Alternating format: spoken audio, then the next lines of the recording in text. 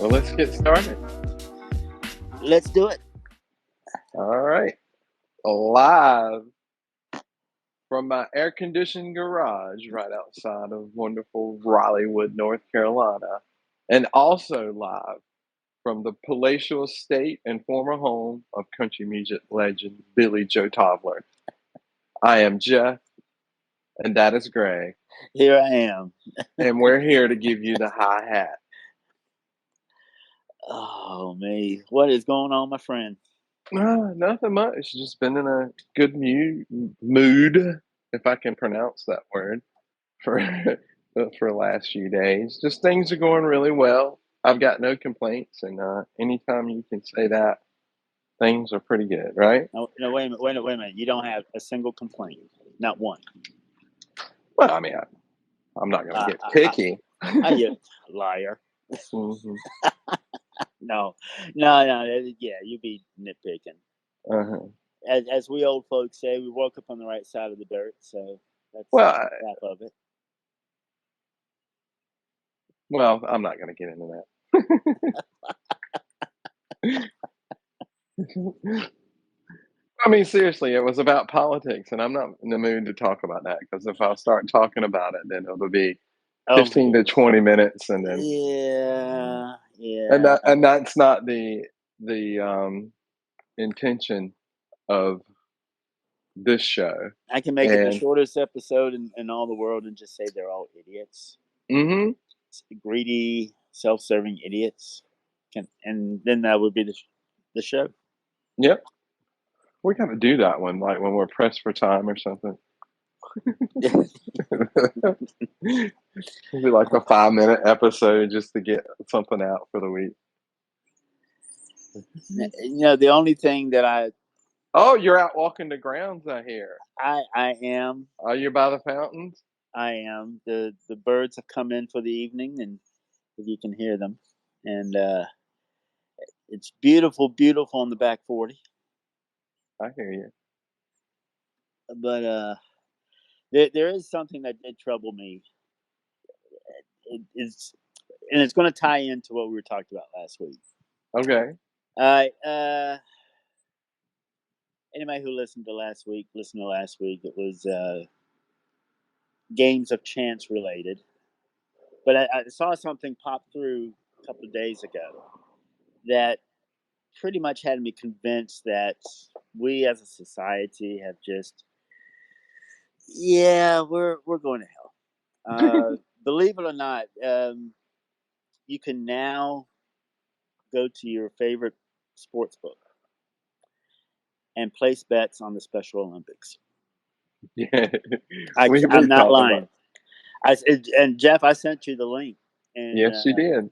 yeah, and granted, you can't do it on like individual props. You can't say that Timmy is going to run the 40 in 20 seconds or less or something like that. But you can do it for particular countries, and it's all coinciding with the Special Olympics that's in Germany this year. And so I'm just thinking, it's one of those things. I I'm a gambling man Hmm. to a point, but I'm not going.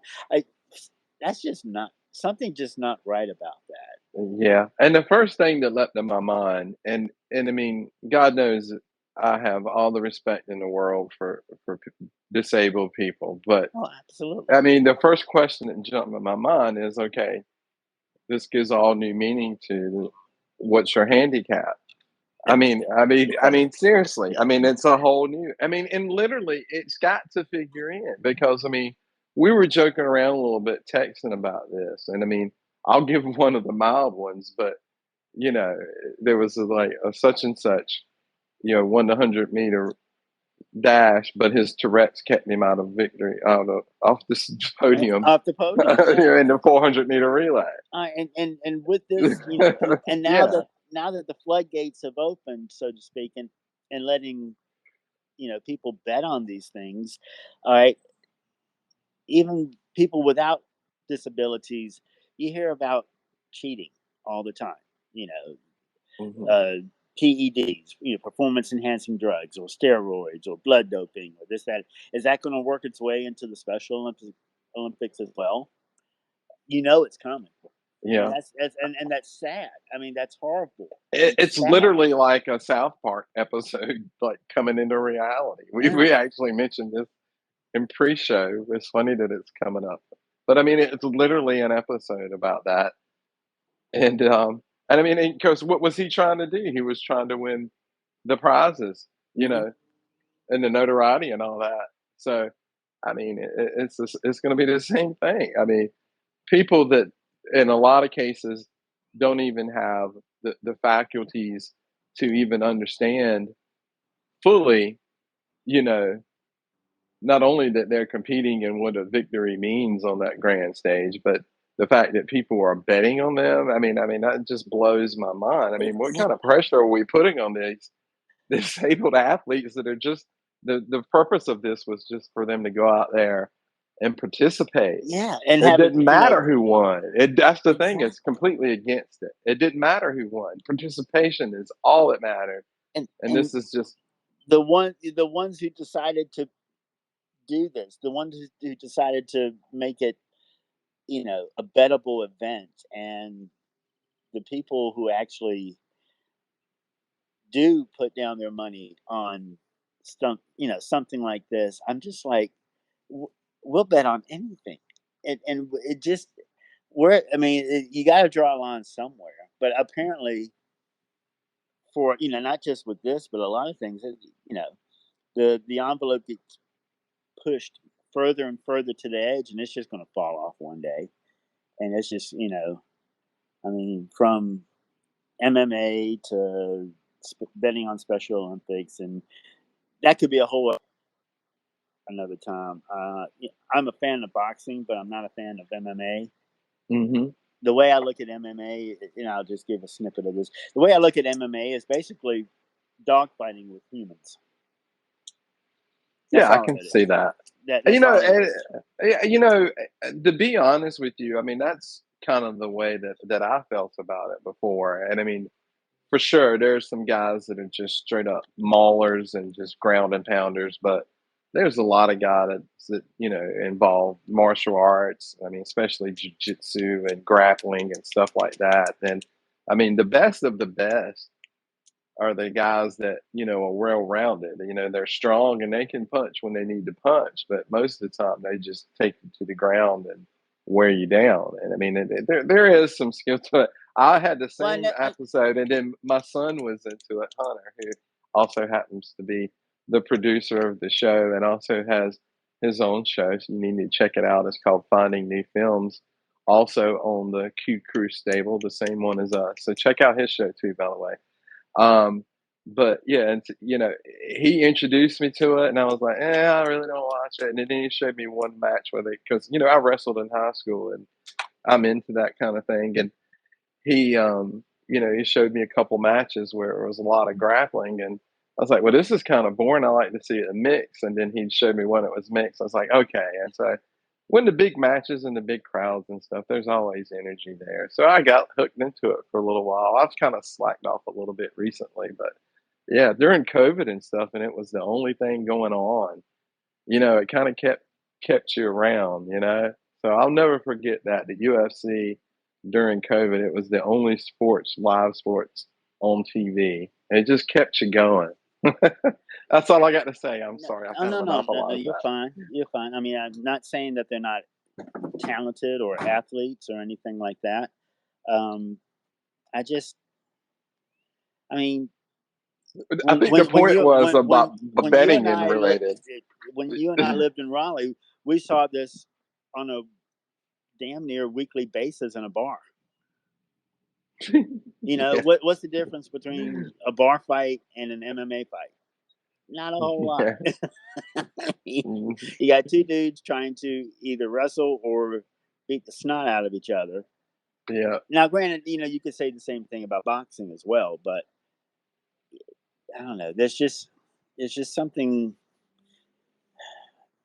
I don't want to say more civilized because you still got two guys or two women trying to beat the snot out of each other, but Yeah. It's I don't know. It just I look at the way and I'm sorry, Dana White. I just I mean he's a promoter, and Hmm. and that's what he does, and it's just I don't know. Well, I think a genuine gripe with Dana White. I mean, he's a promoter and he gets people to watch, so he's done his job. So, Oh yeah, like him or not, he's really good at what he does in that regard. I oh yeah, think a legitimate gripe to Dana is like how little that they pay fighters. That's because that's like that's true. a multi-million dollar, if not billion-dollar company now. Uh, You know what I'm saying? And I'm sure with the conglomerate, we could get Hunter in on another episode to talk about UFC and the all the how who owns what and whatnot. We'll do wrestling and UFC and all that. That'll be a good show. But nevertheless, it's all this money is just pouring into UFC from TV and pay per view and all that shit, and and some of the lower card fighters are paying like 5 grand to fight. Man, they're putting their lives on the line, and that's all they're getting paid. So well, even the headliners. I mean, that's the minute yeah. boxing in its heyday with the heavyweights and even some of the lighter prominent fighters in the lighter weight classes. They make way more than the main events in UFC or in MMA. I mean, they're getting paid pennies compared to what Hmm. boxers get paid. So, and I Yeah. agree. I say those fighters, if they're going to, I mean, if you want to do all that, you need to pay them, especially Hmm. with as much money as UFC gets nowadays. Yeah. It's kind of interesting. We're 12 minutes into the show now, and probably should announce the topic of the show. Yeah, well, yeah, For yeah. We did, for we anybody who's still listening, but it's it's early Juneish, early to mid Juneish. No, it's mid. It's the 20th. Good yeah, lord, it's late June.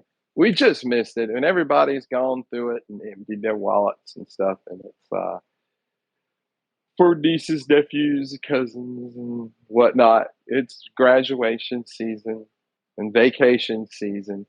So we thought that that's what the topic of the show would be about graduations and vacations. And so um, I know Greg is probably not eager to share his story. And I know the one the one I want you to tell when you were a junior in high school, right? right. Are you willing to share that story? Because I'll go first with my humiliating story. No, no. If we're gonna if we want to take turns humiliating ourselves, then I'll be more than happy to go first. Uh, Okay. oh All right. yeah. My And junior this is year. just well. Let me just preface it. Hold on a second, because I need to say a little bit more about this topic. Because like any school function, like assembly or any kind of graduation ceremony, whether it's even your own or anybody else's, is the absolute most boring thing in the world to me ever since I was the age of 5 up to now. And I will do anything and everything to get out of going to any kind of like education ceremony. Just hate them. Hate them. Eh, Nothing is ever said that is meaningful, and it's just drawn out. Something that could have taken 45 minutes last 5 hours. So I'm off my soapbox on So that. so you So you don't you don't believe the president or the chancellor when they say that they look out among the future and all uh, of you will be wonderful I want to people jump and through the the phone and punch you in the face right now. the That's how road is much I hate hard, that but you stuff. can make it. You're a You can special make yourself snowflakes. hard. You all I'll will do show you well. how. But my point is like graduations in general are really boring, stuffy kind of thing. So um, with that in mind, Greg and I decided to enhance our graduations in one way or another. So go ahead. well, to at least make it less boring. Let's put it that way. Hmm. All right. It was my junior year of high school, my last day, and a bunch of classmates and I decided to celebrate the fact that we were turning into seniors that day, and so we pre-gamed at somebody's house, and then and I No, grant but no, for those that don't know what that means, what is pre-gaming? pre-game. All right, when you pre-game, as in if when you are of legal age to consume alcoholic beverages, and you want to go to a party, you pre-game by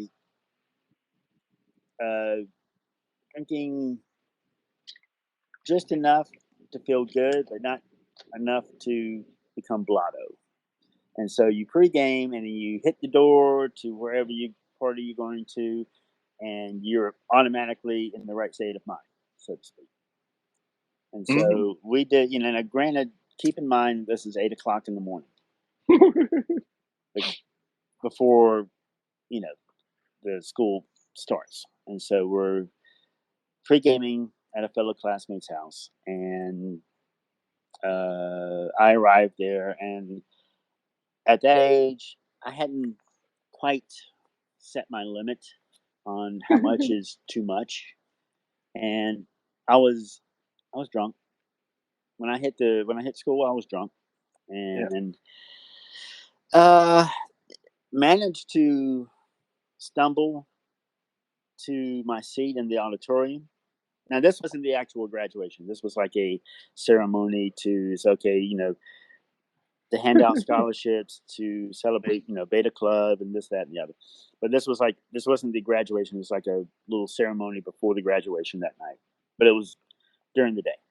Hey, can I ask something real quick? Yeah. Just a quick mention. Was our fellow buddy Chad in this group? Uh, yes, he probably Okay. was with us to pregame. All right. I That's all I need to know. Yeah, I All think right. Go ahead. I'm not 100% because alcohol and 35 years of, and trying to not remember this. But so I managed to get to my seat in the middle of the row, which was the worst place to be, Hmm. without detection. And as the thing starts and it goes, and I'm sitting there and I am sweating buckets, and then it starts. It starts way down in the gut. And Hmm. I'm like, I don't feel so good. And I'm looking to my left, I'm looking to my right, and I'm like, if I get up and try to get out of here right now, I'm gonna blow my cover. And so I said, you know what? I'm just I'm gonna. sorry. No, no, no. It's funny now. And I so know the rest of the story I'm is why I'm laughing. Go ahead. no, I'm sitting that thing. I said, well, here we go. I'm just going to have to sit here, and I'm going to have to fight this off. As they sometimes say, the reversal of fortune in the Nathan's hot dog eating contest. So I'm sitting there and I'm fighting it off, and I'm fighting it off, and it's just getting worse. It's just getting worse. And so finally, after about the fourth or fifth time of fighting it off, I'm exhausted and I pass out. And I just kind of, and then the next thing I knew, that was my body saying, okay, release the floodgates. And my reversal of fortune all over in front of me, splash damage to the side of me. Oh. And after it happened, I just calmly got up and walked out. I I just left. I just walked out. And Well, was the odor of alcohol with it? oh my god, yeah. Oh, that's fantastic. Mm, mm. And here's how I know is because I went straight to like the nearest bathroom, Hmm. and one of the teachers who happened to be a good friend of my dad's, he comes in there to check. Always. He comes in there to check on me, And he goes, "Greg, are you okay?" He goes, I go, I try to play it off and say, "Yeah, I'm fine. I'm fine. It must have been something I ate this morning. It just didn't sit well with my stomach." And he looks right in my eyes and said, "Bullshit, Greg. You've been drinking. I can smell it all over you." And I'm like, "Okay." And, and so I eventually go to like a side room off to the principal's office and try to, you know, try to get better, drink some water, blah blah blah. And so, unfortunately, they had to call my dad to come pick me up. Yeah. If you don't know, James Sr. was, let's just say he was a stern man. Yes, I don't I mean he love him. was I love him. ugly. I love. No, And no, don't get it. I don't want you to think that he beat Greg or to death or anything like Oh that. no, that's God. No. No, no. I thoroughly thought that I was going to die that day. I say Yeah. he's gonna start whooping me, and he's not going to stop. I mean, it's not. I'm not to say that he was never abusive, but I got my share of whoopings for various things growing up. But when they called my dad, and my dad came and picked me up, and I'm laying in the back seat, and I am just like, I'm going to die today, literally. So as soon as we get home, I bolt. I mean, I just bolt out of the back seat, run straight in the house, ran up to my room, closed the door, locked it, and got into bed. And I really thought he was going to just, I thought he was just going to come in there and he's going to whip my ass, I mean, literally. And so, but no, no, no, no, he didn't. He left me alone, and he let me You went sleep. downstairs, yeah, and when you went downstairs and found the 12 pack waiting for you. No, no, You like to drink, do you, boy? no. Let's And drink some more. yeah, I know someone whose dad actually did that to him. But go that's ahead. yeah. And so I sleep the whole day, the rest of the day. I sleep it off, and if my mom and dad knew people, and it was a small school. It was a small private school. It's closed now, but it's a small private school. So everybody knew everybody, and so they knew people who were graduating, and so that night I started to get hungry. I started to sober up, but I started to get hungry, and I'm like, no, I'm not going downstairs. Ain't no way I'm going downstairs because I don't know what's waiting for me downstairs. Mhm. But eventually, my hunger overrode that, and I snuck downstairs, and I was fixing something to eat. I said, okay, well, I'm just going to eat this real quick at the table. And so I'm eating it at the table, and my dad comes in from outside, and I'm like paralyzed. I'm like, shit. And I was like, that's it. That's it. He's just going to start Mhm. wailing on me. But he just, no, he just comes in, and he sits down at the table next to me, and he looks at me, and he just, in the most calm voice that he could muster, son, why on earth did you do something so stupid like that? And in that, it wasn't yelling. It was just like that. And That's the worst. exactly. And at that point, I wish he had started beating. Mhm. I really did. I was like, just get it over with. And so he just like, son, I don't know. I mean, and then he just shook his head and said, well, I just want to let you know that your mom is really angry with you right now. And then he gets up and leaves. Now, my dad was the sound and the thunder and the fury, but my mom, when when she was slow to anger, but when she got angry, you knew it. And so Oh yeah. my fear went from getting whooped by my dad to, oh my God, I'm gonna get slapped across the face by my mom. And so I kid you not. Now, granted, this was the last day of school, so we were on summer vacation.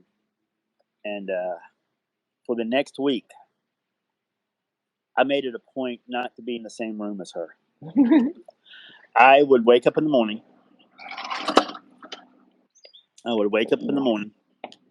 And as soon as I heard her stir to get up to go get her coffee, now the kitchen and the eating area were in the same place. I would be sitting there eating something with it. As soon as I heard her starting to come in, I would go out the side door, outside, come back in through the front door, go up the stairs and hide and just get away. There was no way I was going to walk down the same hall because I just knew she was just going to just snap and slap me across the face. And so I did that for a solid week.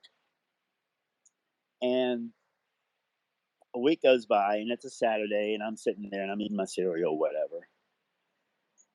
And at this point, I'm tired of running.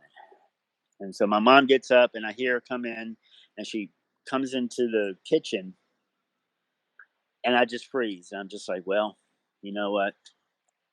Let's just get this over with. Hmm. But she's had a week of simmer downtime right now. Well, that's kind of what I was hoping. Yeah. And so she walks by, she gets her, and with my mom, like a lot of people, myself included, don't talk to her until she's had her first cup of coffee. Of course. Yeah. And so she comes in, she fixes a cup of coffee, and she sits down next to me at the kitchen table. And I'm like paralyzed. I'm not even eating my cereal at this point. I'm just paralyzed. And I kind of side glance and I'm waiting until she gets about halfway through her first cup. And then I lean over kind of a little bit and I said, "Good morning, Ma." She just looks up at me. "Good morning, Greg." And I was like relieved. I mean, a wave of relief just washed over me because I was like, okay, now we can start to move past this. Hmm. The Yeah. healing has begun.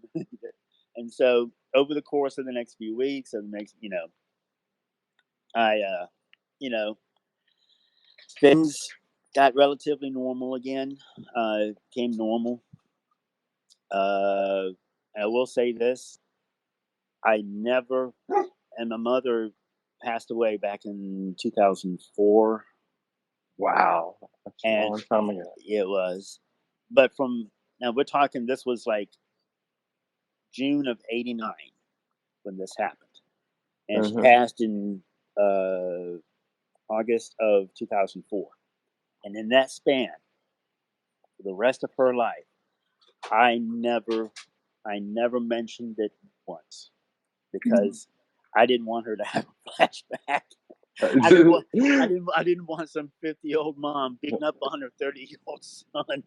Yeah. I can think right off the top of my head of like two F ups in my life that got my mom that angry that I won't ever bring up to this day.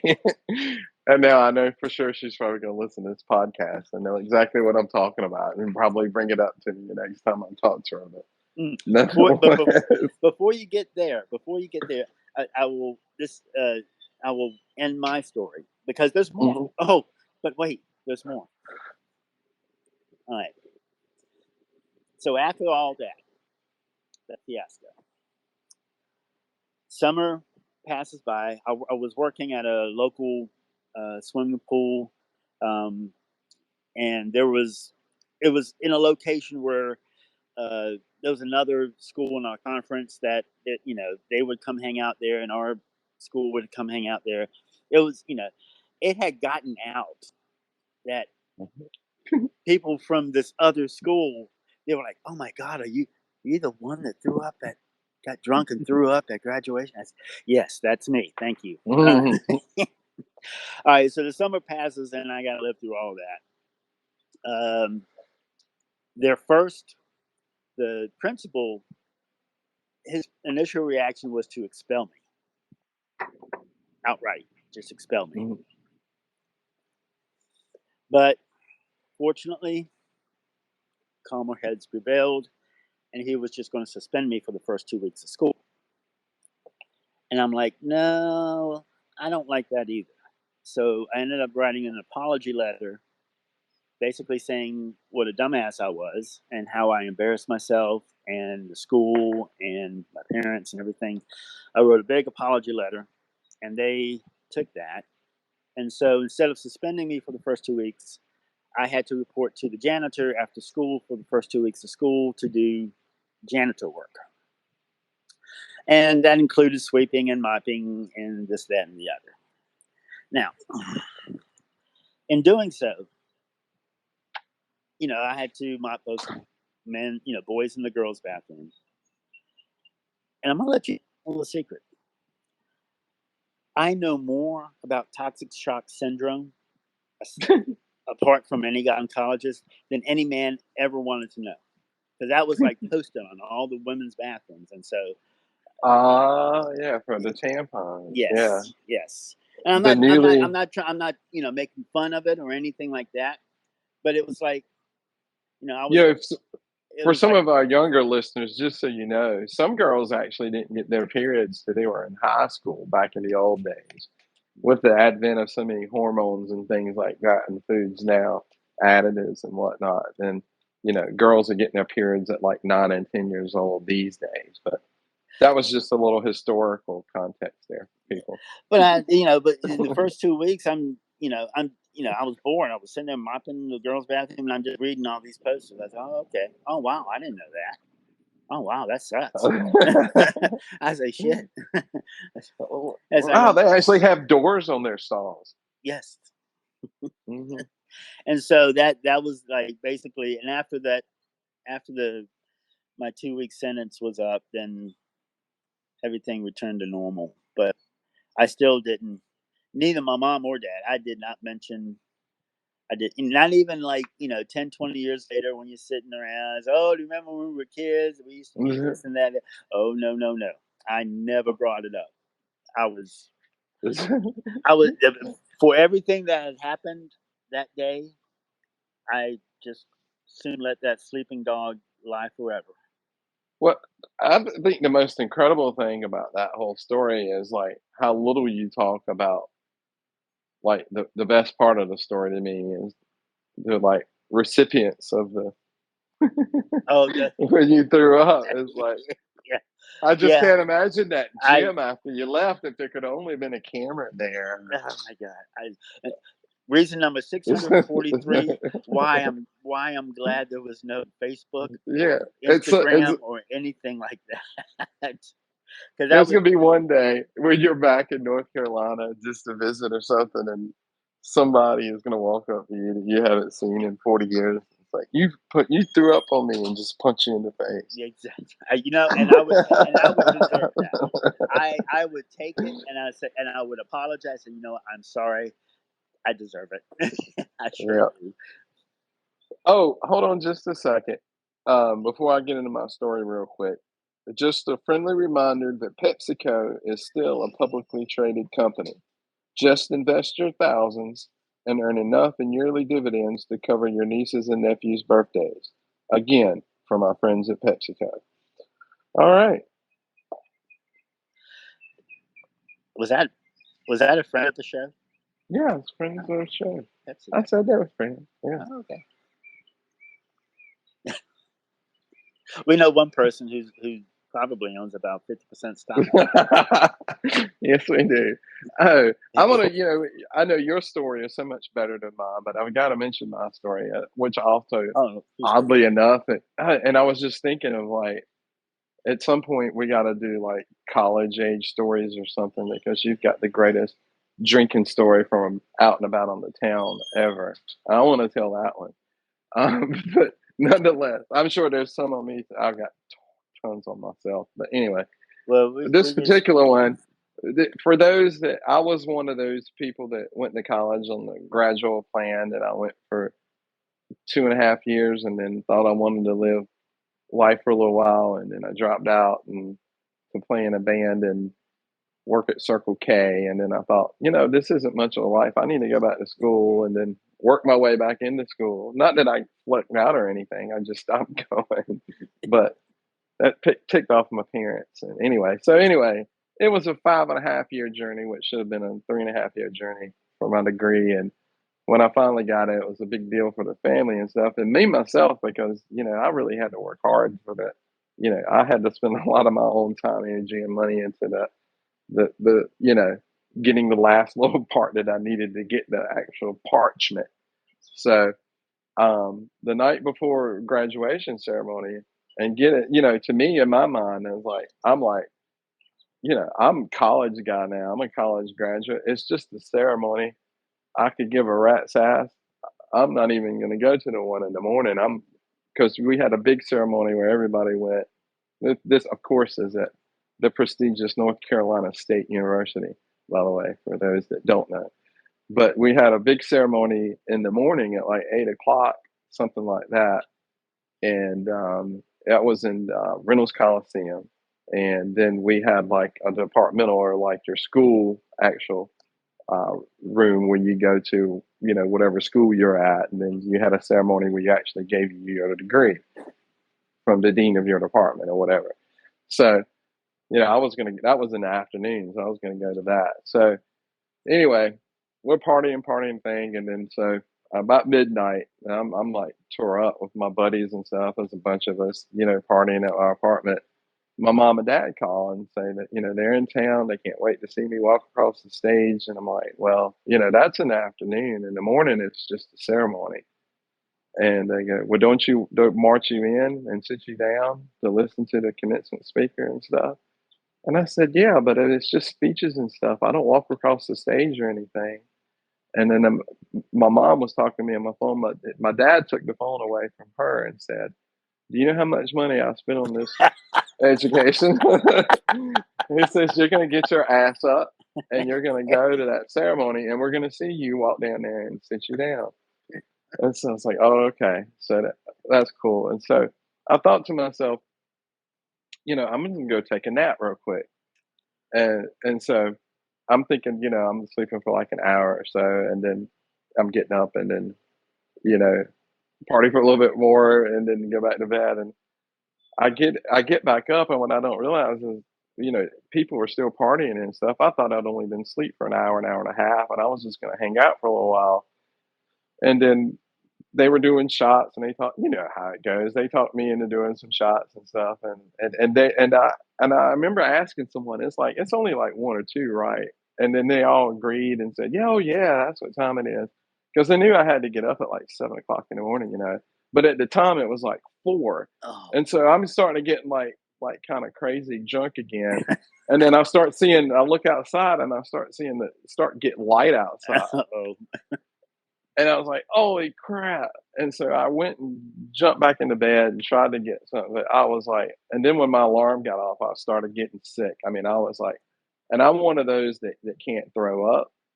So, I'll get that feeling queasiness like I'm getting ready to throw up. And then I have like dry heaves, but I never actually throw up, so I never like get that release where that feeling goes away. Right. So that's where I am that morning. So I'm like this, and I'll call my. I was like, I can't make it. I'm so hungover. I throw up all over myself, and then said, "You're going." So I, I'm going. So I that's drive great, over. son. We'll be there in 20 minutes. Yeah. So I drive over to Reynolds and everything. Like I said, we had to be there at 8, and so I mean, I am pale as a ghost, and it's like I graduated in December, and it had to be the only saving grace that whole day. It was butt ass cold outside. It was like 20 degrees outside. Only thing that kept me going the whole day. And so we get there, and they say everybody line up. It's like, unless you're like you know um, an honorary, what do you call those people, the ones that had academic, oh, unless you had like some kind of academic achievement award, they lined you up that way, but everybody else just files in. So this line stretched out like half a mile, and I went down to the very end of the line so I could sit on the curb and then lay down if I needed to. And it was just a constant barrage of like moving like 500 feet. Then I would lay down for a little while in the cold. And so, and we gradually worked up to the Reynolds Coliseum. I mean, that's how bad I was. I would like literally lay down on the dirt ground. And you in your gown, like your Yeah, and my graduation gown and everything. And so then we get into the like arena, and when they finally seat us and everything, and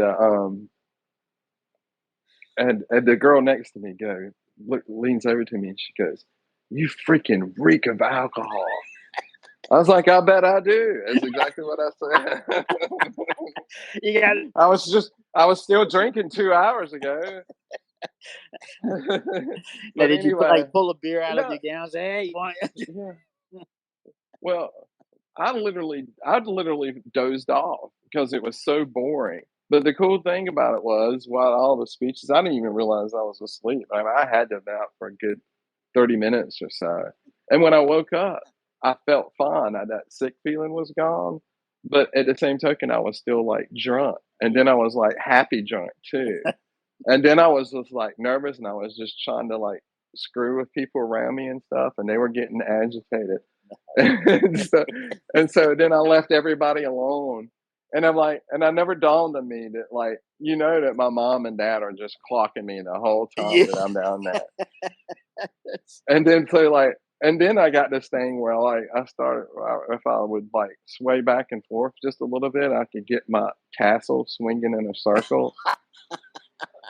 And so I started doing that. And then that kind of caught on with, like, the people around me. And I saw a bunch of people around me doing it. And but anyway, I got through that ceremony, and I see my mom and dad, and it's like there's some family up here, and they want to take you out to lunch, and I was like, hell no, I am not gonna go. I'm going home, and I'm going to bed.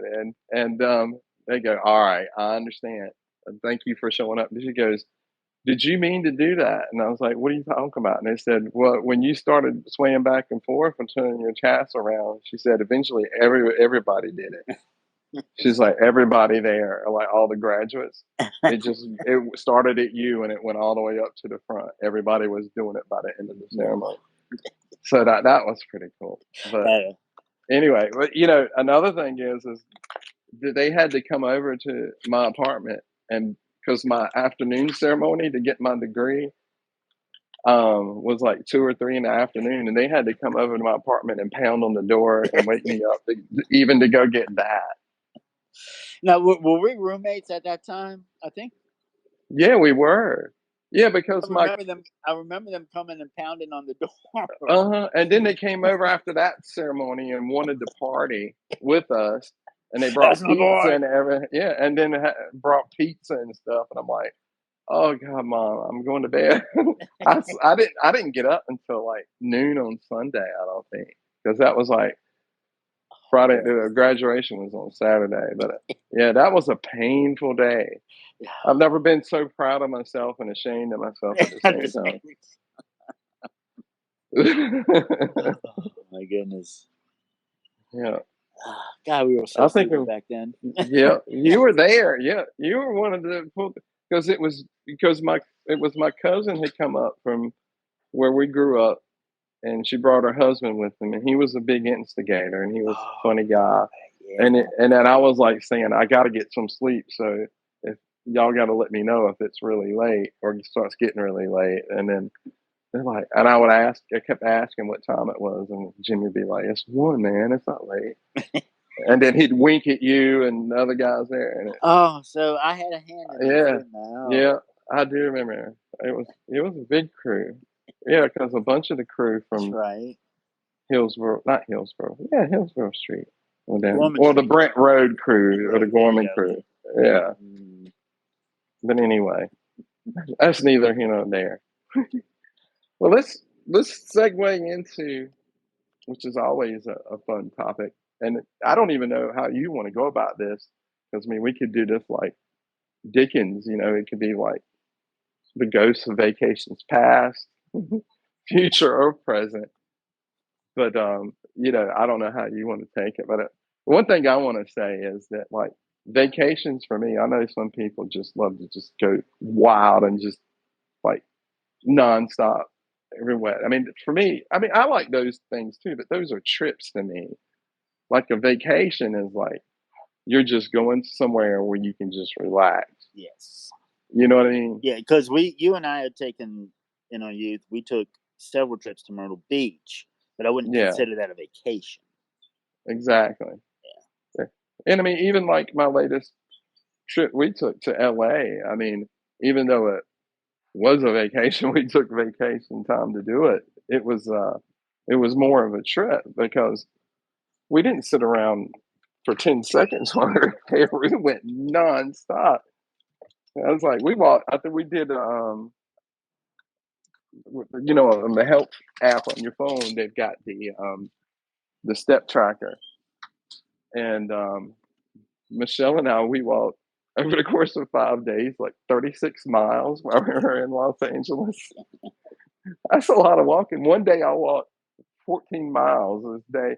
We had already been walking all over Hollywood and in Runyon Canyon. But yeah, that wasn't a vacation. That was a trip. It was a fun trip, but it wasn't a vacation. What do you, with that said, where did you have a vacation of choice? You guys, or do you guys like the vacation I would say different places? different. Well, different places. Uh, with my wife Jan, anything that's got a beach, she's there. Sure. She, doesn't matter if it's Myrtle, Atlantic, Charleston. She went with me on the junket to Biloxi. Anywhere where she can stick her toes in the sand, put her feet in the water a little bit, lay out by a pool or on the beach, and she's good. Um, I am more of a, I guess, mountain type of, find me a nice lake, find me a nice stream, and but I'm trying. We're actually we're going to Chicago next month for a couple of Hmm. days, and Jan had gone there once a while back, and she wanted to go back for a birthday, and so I said fine. And I would rather, it's one of those things I'd rather like go to places I haven't been and kind of walk around a little bit, just kind of see. Um, Now, granted, there would be some relaxing days as well, but I would rather go out and see stuff than just be sedentary, I guess. Sure. Like Yeah. when we went to Biloxi, I mean, I was taking the trolley and walking around casinos while she was out at the pool. So, trying to think. Well, I was just saying, you know, but still, I mean, if that's your thing, if that's what relaxes you, then that's fine. You know, because I would have had, and I have had plenty of vacations where it's a combination of those things, you know, of sightseeing and chilling and relaxing. And I mean, when it's just the two of you and you don't have kids and there's lesser people to appease, like we Right. talked about, Mm-hmm. you can do more of the things and it's less the compromise of what you do and where you go. And so I think that plays into it too. So that's one of the cooler things about getting older is not having to take kids everywhere that you go. True. It sure makes the experiences different. I know that's for a fact because, Well, you're doing it well, more go for ahead and them. finish your thought. You go on Hmm. vacation more for them than you are for you. But now, once the kids get grown and get out of the house, you're doing it more for you. Like, if you wanted to go to museums all day when you're, 7, 8, 9, 10, 13 years old, that might not be your cup of tea. But, once they're grown and get out of the house, you know what? I want to go to this museum or I want to go to this adult thing, not Hmm. like art gallery or a show or this, that, and the other. You're doing it more for you than you are for them. Yeah. Speaking of which, there was we were right there at it and I wanted to go so bad. We just didn't have time. But the next time we go to LA, I'm for sure gonna go. They have this incredible car museum. It's like 4 stories tall. Outside of it is like amazing. It's just like neo art design on the outside. I mean, it's just like, please come in. I mean, it's just begging you to go in there. You know what I Right, mean? right. And they've got like, you know, all the classic cars, like some of the most rare vehicles in the world, like old race cars, you know, just the old hot rods from. I mean, whatever you can think of, Model T. I mean, you know, You know what car museum is. I don't have to explain that to you, but it looked really Now, in this cool. car And museum, do they actually have cars in there, or is it just yeah, they're different? car trucks Uh, too. They should call them no, cars. wait a minute, I thought you said it was a car museum. You didn't say it was a It's an truck museum. automobile museum. Oh, Yeah, but I forgot what I was going to say next now. But yeah, I mean, for me, I mean, as far as vacations go, I don't know. For like short vacations, I love the mountains. I don't know what it is. If you live there, I could see myself living there and getting used to it. But if you don't live in the mountains or haven't lived in the mountains hardly any, it's really maddening. And it's not so maddening because you're taking your time and getting through the curvy roads and the back roads that look like you're going to fall off the mountain, and you're really being careful because you don't know where the roads go. It's the locals that are just all over you all the time. Like, get out yeah, of my way. yes. It's just nerve wracking sometimes. You And know, so, it's speed limit's yeah. 35, and it's a curvy road, and Hmm. some local who's been driving the same road for God knows how long can now take it at 55, and they want to go 55, and they ride And your they want to ass. get home from work. They don't care that you're there to see the leaves. Mhm.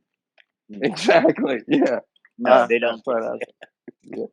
And you're one of 5,000 people that they're pissed off at. Yeah. That's on their road that aren't normally there except for 2 months out of the year. But maybe I should try going in the summertime because we always talk about that, which coincides with our plans to come see you like um, around Memorial Day. We're gonna Well, work that out. really, I would say from between April, May through to about the 1st of November after the leaves are fallen, there is no good time. Yeah, There's gonna be tourists, all the spring and the summer because you got now we're getting into people but on the at least boards who it's do the not peak whitewater season. rafting and this and Sure, zip lines. yeah. And so if you wanted to come, let's see, that's the thing is like unless it's snowing or unless it just snowed. I mean, there's no leaves on the trees. It's not that pretty. It really isn't. I Yeah, mean, now if it had just snowed and you can see the snow on the mountain, and that's beautiful. But unless you see that, then you're just looking at what looks like a bunch of sticks sticking out of the side of a hill. So yeah. Well, I think we should mention why you have so much knowledge of mountains and everything. I mean, granted, you live. How far are you from the mountains now? Probably about what, 45 minutes? if you want to get technical, technically Cleveland, technically the Appalachian Mountains actually stretch all the way to Nashville. Yeah. All right, but when you don't really see the mountain part until we're starting. Cleveland is just the start of it. I mean, there's a few mountains Yeah. here, but I would say not even 20 minutes east of here is when you start getting into the what Okay. what when you look at it, you say, "Oh, that's a mountain. That's not just a So hill." you would be where my mom called the foothills growing up because she grew up around Greensboro, Winston Salem, which is actually they're not the Appalachian Mountains around there. It's kind of hilly around Winston Salem, and you've Yeah, got the plateau. Mount Pilot or Pilot Mountain, and then you've got the other one, the what's that place? Hanging Rock State Park. Yeah. That's where my mom's family's from, up there in Forsyth County, around that area. And but anyway, um, that's U Harry National Forest is part of that. It's an ancient um, mountain range, and it's actually older than the Appalachian Range, and it was actually bigger than the Colorado Rockies when it was at its highest. So it's like Is it prehistoric. now? Is it part now? Where are we talking about now? Is it part of the Appalachian Range? No, it's east of it actually. So Okay. there's this little mountain. It stretches all the way from like up, right around Kerr Lake into the North Carolina, all the way down to yeah, around Asheville, where the zoo is. Yeah, Okay. Well, I did not know that. just east of Charlotte. It ends up just east of Charlotte. Yeah, and there's a national forest actually. It's like one of the biggest you know parks in North Carolina, right there between Charlotte and Nashville, called New Harry National Forest. It's a national park actually, and it's wild, untamed. There's hardly any roads there. A lot of people go, driving four wheelers and their trucks and jeeps, all terrain vehicles back there. I've always wanted to get out there and do that one time before we get out of here. But yeah, what the beach has always been my go-to. But now at my old age, I don't like beaches like Myrtle Beach, and I mean, I don't even really No. like Nag's Head that much anymore. But like, if I'm going to go somewhere close by, I'm in North Carolina, I'm going to go on vacation. I mean, I'm going to go to the Outer Banks probably 9 times out of 10. Yeah. Cape Hatteras National Seashore, anywhere from Rodanthe down to Cape Hatteras itself. I mean, it's just beautiful. I mean, up north is cool too, around Corolla and Duck. Tom and Nicole had houses up there. Tom Cruise, Nicole Kidman when they were married, and Andy McDowell had a house up there, and what's his name? Kevin Bacon. Lots of people, celebrities and stuff up there, and, So, and uh, so let you'd me be get the, let me surprised. let me get this straight. Are you part of the 6 degrees of Kevin Bacon? Yes, I am. Okay, I just wanted, yeah. Hmm. But with the beaches, with me, I enjoyed the beach, but it's too hot and it's too sandy.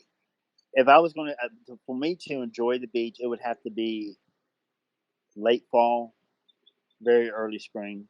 You Oh know, yeah, that's when I go. Oh yeah. yeah, I'm the same way.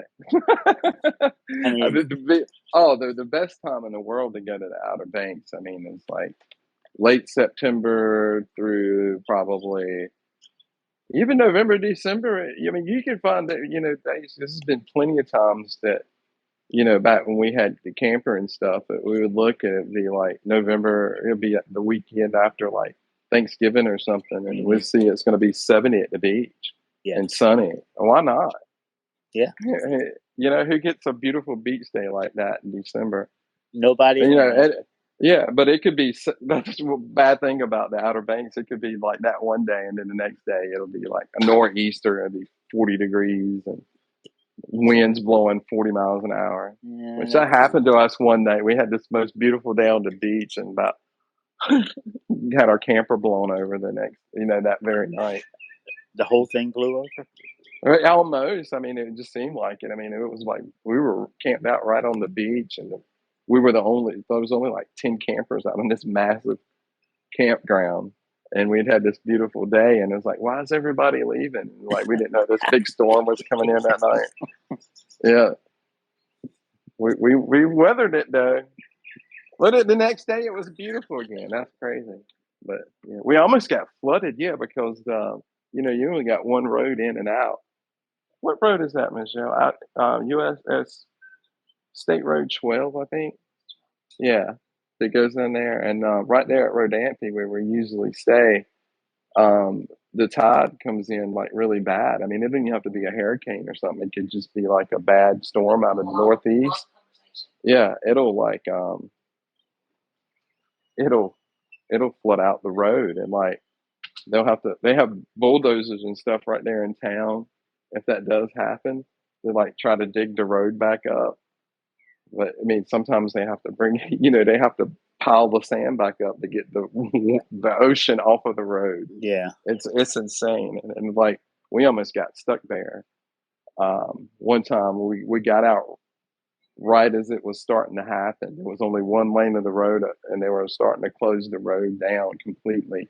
And we heard after we had left that they didn't get that road open up again for 6 more days. oh my gosh. Yeah, that's crazy. Oh, I got to tell you one more quick story about Chicago. I don't know why this always sticks out in my head. From back in the younger days, I was in Chicago one time, and I was at I was at a trade show. It was crazy, and then just happened to be there. And I was going down an escalator, and I looked down, and coming up the escalator is to Rob Schneider. from SNL, Huh. Saturday Night Live, and I would like recognize him immediately. And this is like a long escalator, like in a convention center. So I got all the time in the world to like, and he looks at me and he sees me and he obviously sees that, You I know who know. he is. Yeah. And and he doesn't know me from Adam and he doesn't recognize me from Adam. And so finally, all this time, and he's just sitting there at this point, just waiting for me to say something. And the only thing I can think to come out of my mouth was, Rob.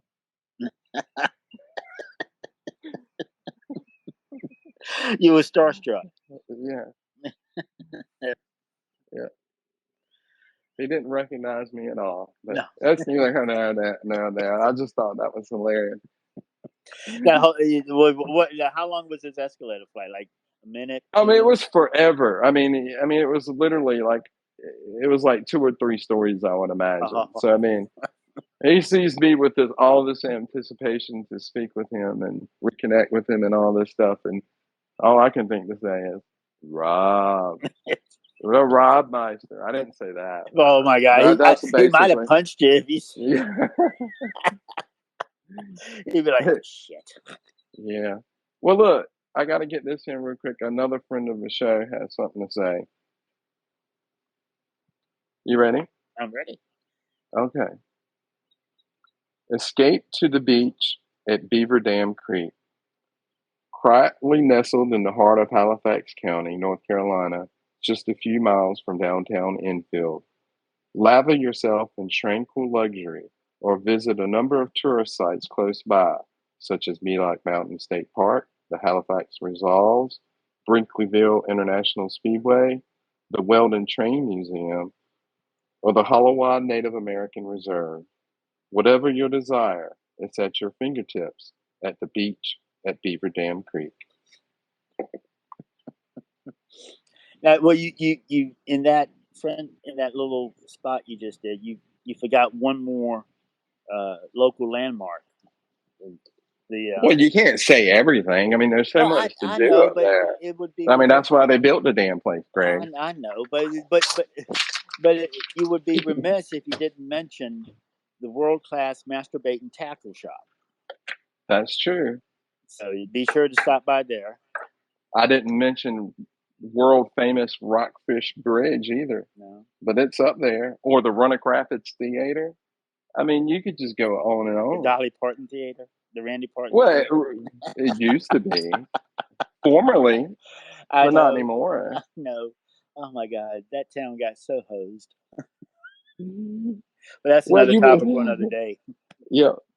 Well, we're kind of running a little bit long, but I don't care. That's So, okay. um, I just wanted to bring this up.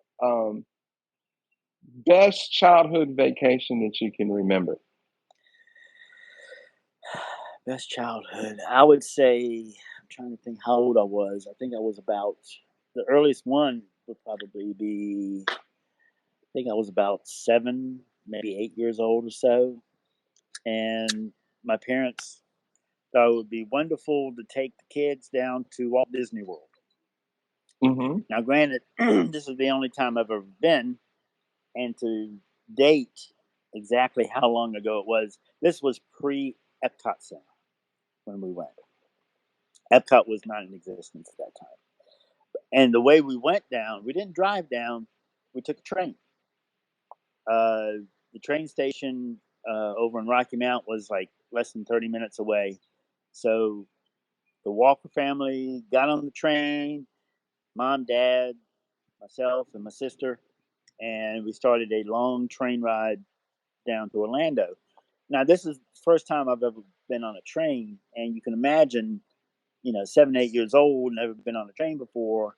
I stayed up like all night. I was just looking out the window and just looking at everything going by, and I was wired for sound.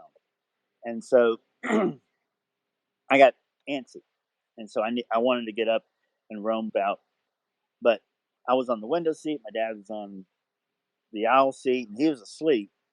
And so even at that age, I had the forethought. Hey, Dad, I gotta go to the bathroom. He wakes up. He goes, "Oh, all right, all right, all right," and so he lets me out. And Of course, I didn't have to go to the bathroom, so I just wandered the train. I just went up and down the cars because they, in between the cars, they had this cool little button you pushed, and the door slid open, and you walked, and you pushed another one. You went into the other car, and the door looked like a spaceship, and that was Yep. fascinating to me. And so I wandered up and down the train, and eventually, my dad kind of wakes up, looks around, he looks at the seat next to him, and it's empty. He goes, "Where the hell is that boy?" And so I had been gone for a while. And so he goes up and down the train looking for me. He's like, he probably didn't wake up my mom at this point because, hello, he just lost a kid, and that's not something you wake your wife up about until you're absolutely sure you lost a kid. And so he's up and down the train looking for me, and he finally finds me, and I'm in the bar car, the sitting at the bar, drinking a Coke and talking to the bartender. And so my dad was like, he's like, bartender was like, "Is this one yours?" He goes, "Yeah, that's mine." He goes, "Oh, okay." No, he just came in and sat down, and I just went right up to the bar, sat down, and had myself a Coke with bartenders. My dad was like, he's like, "Get your ass back in the seat before your mother wakes up and finds out you've been wandering the damn train." And so, the whole Walt Disney World, that was pretty cool enough. But that was the one thing that I remember most is that train ride. It was so much fun. That's awesome, man. It really is. And I mean, for me, it was, we went to Nag's Head a lot as a kid. I mean, where we grew up at, the northeastern part of North Carolina, it was the closest beach to us, really. So, and plus, we actually had family that lived there. So, we never stayed with them that much. We did later on, but, before they moved there, we always stayed at a hotel or a cottage or something. But I just remember that beach the way it used to be. It's just individual cottages, one or two story. It wasn't like you see it is now with these like massive rental beach houses. I mean, Nags Head looks like Myrtle Beach now. And I can remember there being like back when I was a kid, just long, it was developed and there was a mall and, there was, lots of shops and restaurants. And I mean, it was, a big town for a beach town, but it was just like such a country feel to it. I mean, and there were big patches of beach where there was just nothing there. You could just go park. You could just park on the side of the road and climb up the sand dune park that's there in Jockey's Ridge. And just like all those trips blended in together, just was probably my favorite vacation. But there was one time I remember. I don't know what the circumstance was this because this was like so odd and bizarre for us. But we had to spend a week at Nags Head already, and that's what we usually did, a week vacation. And then my dad said, because we'd stayed at a cottage, y'all want to stay another week? Let's stay another week. And then we went and stayed in a hotel and stayed for another whole week. So we spent 2 full weeks at the beach. And I remember coming home and like you almost felt like you lived there, having stayed there that long. Yeah, And like it just felt weird getting used to your own house again, man. It right. was just, but I'll never forget that. But anyway, man, we've run super long here, but Who it's cares? okay. It's Yeah. okay. And we could go on and on talking about vacations because I was going to talk about future trips, but we'll get that on another time. But like so many cool ideas for topics for shows in the future came out of this episode. I just think it went well. I appreciate you, Greg. Oh, I appreciate you, my brother. Yeah. And as always, we want to thank you for listening. I want to ask you and invite you to check out all the shows on the Q Crew platform.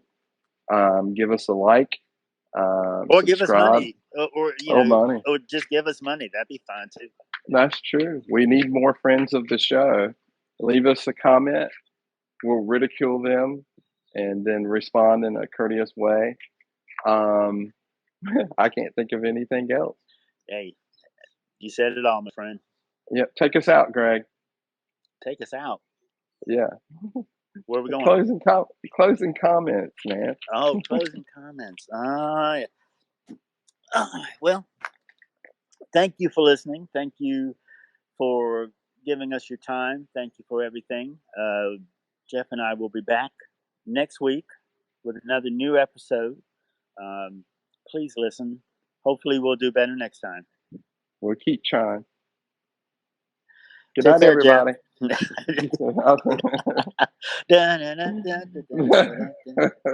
I supposed to hum here, or am I supposed to do? No.